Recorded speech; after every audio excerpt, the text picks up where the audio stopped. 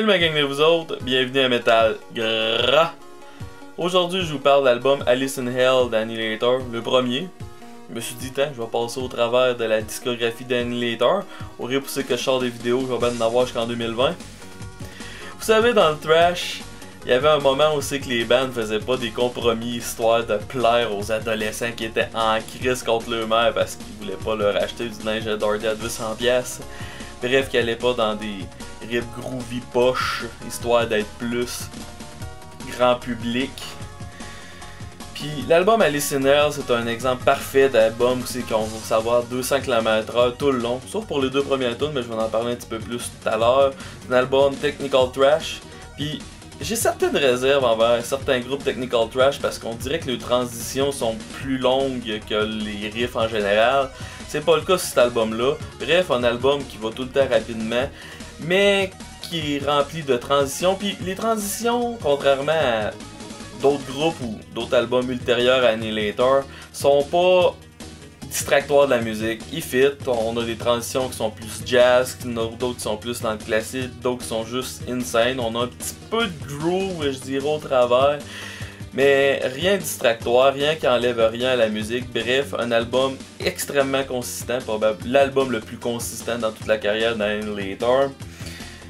Je vais commencer par mes deux premières complaintes.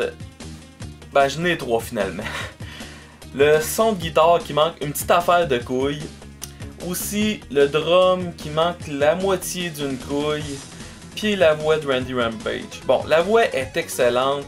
Pour la plupart des tunes, elle fit parfaitement. C'est juste que, puis je veux aussi adresser quelque chose. Il y a bien du monde qui donne des capacités légendaires à Randy Rampage, mais selon la légende, c'est même pas lui qui a enregistré les bouts aigus dans Alice in Hell. Dans le vidéo, Jeff Waters essaye de faire passer ça sur son dos, mais la légende voudrait que ce serait John Bates, le chanteur du premier démo, qui a continué à écrire certaines tunes pour le groupe par la suite, qui aurait fait les vocales aigus de cette tune-là. Peu importe, le mix entre les deux marche super bien, puis oui, la voix de Randy Rampage, quand elle marche en tabarnache. Parlons des deux premières tunes. Premièrement, on commence avec Crystal Anne, qui est facilement dans le top 5 des meilleures intros jamais écrites pour un album dans le heavy metal. Une intro acoustique qui démontre que Jeff Waters, le guitariste, est capable de shredder en salle dans une guitare acoustique. Puis c'est pas juste « Hey, regarde maman comment je suis bon à la guitare ». Non. Les solos sont bons, puis les harmonies de guitare qu'il y a là-dedans sont vraiment bonnes. Ensuite, on enchaîne avec Alice in Hell. Une tune qui prouve que ça vaut la peine qu'un groupe prenne son temps pour sortir un album. Ça faisait peut-être 5 ans que cette tune-là était en production avant de sortir sur l'album. C'est une tune qui est oscillante, des bouts clean, des bouts heavy, des bouts un peu plus rapides. Tout ça dans le but de créer quelque chose d'extrêmement démoniaque, du thrash metal démoniaque, puis ça marche. Aucun mot à dire là-dessus.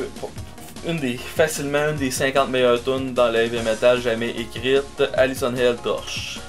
La deuxième meilleure tune sur l'album est la dernière, Human Ancesticide. Oui, le drum manque un petit peu de couilles, mais hormis le fait du drum, on dirait presque du Slayer dans le bout le plus rapide, j'irais même jusqu'à dire Darkness Descend de Dark Angel. Bon, c'est sûr et certain que, comme j'ai dit, le drum, peut-être un petit peu le vocal, non, fuck off le vocal torche sur cette tune là, mais le drum enlève une petite affaire de Darkness Descend, mais c'est une tune merveilleuse, une tune grandiose qui va vous donner le goût de vous calisser sur tous les objets inanimés de votre pièce.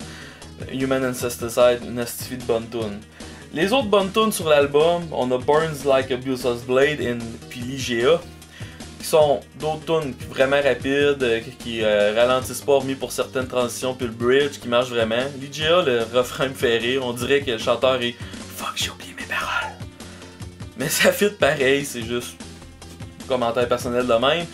Puis on a eu tout Schizos Are Never Alone, qui est une tune relativement instrumentale, hormis pour quelques paroles dans le milieu, qui est plus un ramassis de riffs que Jeff Waters a probablement pas été capable de mettre ailleurs, puis qui a tout foutu ça ensemble dans une tune.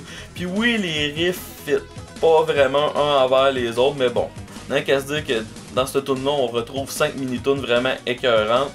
Ça fit vraiment quand t'as des bons riffs de même. C'est sûr que Jeff Waters a fait ça beaucoup par la suite, puis s'est planté plusieurs fois, mais là, il a vraiment réussi. Je dirais que les deux seuls petits points négatifs de l'album, c'est Wicked Mystic et Word Salad. Genre de tune que t'écoutes à la fin, puis t'as aimé ça, mais tu te rappelles pas grand chose de ce que t'as écouté. Je dirais que c'est dans ces deux tunes-là, c'est que la voix de Randy Rampage est vraiment son minimum. Je veux dire, c'est. Elle est bonne la voix là, puis on n'est pas de la catastrophe sur l'album Cutreria for a Black Widow. Non, la voix est bonne, mais c'est juste que. Ouais, c'est les deux tunes qui n'ont un petit peu moins, puis. Ils sont assez bonnes pour pas que tu skip quand tu écoutes l'album. Bref, c'est un album qui mérite un gros 9 sur 10. L'album le plus consistant dans toute la carrière d'Annihilator. Un exemple parfait de technical thrash metal canadien. Si vous êtes un fan de thrash metal, vous allez aimer cet album-là. Maintenant, il est temps de faire un zoom sur ma grosse face. Avez-vous aimé ma critique? Avez-vous des commentaires à me faire? Êtes-vous un adolescent qui aime porter du linge dardé à 200$ puis vous voulez m'en parler? Laissez-moi un commentaire, je vous lis tout.